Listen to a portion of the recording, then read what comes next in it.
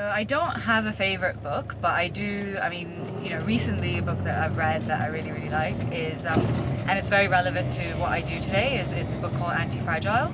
And it's really about how to think about taking risks and not, at this point in the business, we are taking a lot more risks than when we first started. So yeah, it's something that I really like, and I would recommend to other startup founders.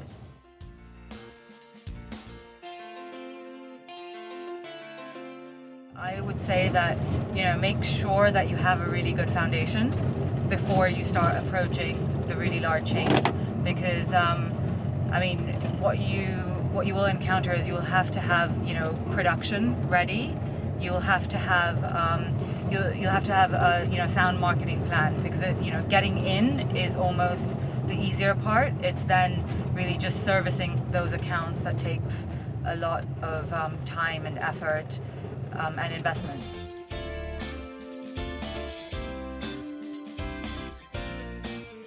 It's got to be something healthy and something natural, so somebody not from Earth would experience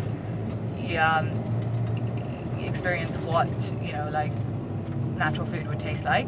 So I would say maybe a fruit, maybe like something like mango, which is it's unique, it's really, really tasty, it's natural, and it's nutritious. Yeah.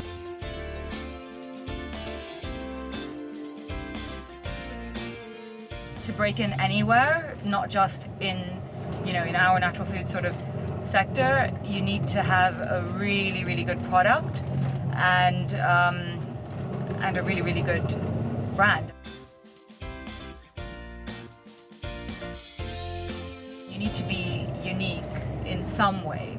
Like, your USP has to be unique. You can't just be a Me Too product. So that's what I would focus on. Once you have that as a base, then anything that you do in terms of marketing, in terms of selling, in terms of getting shelf space, you will at least attract and re-attract the same customers and build your base.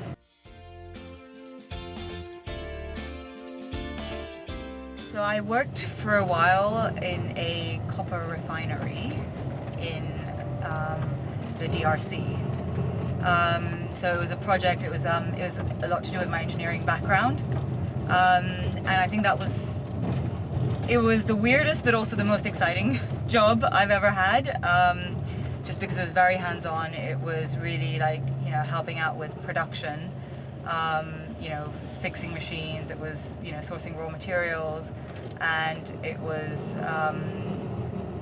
really like my first sort of experience with a small startup type environment.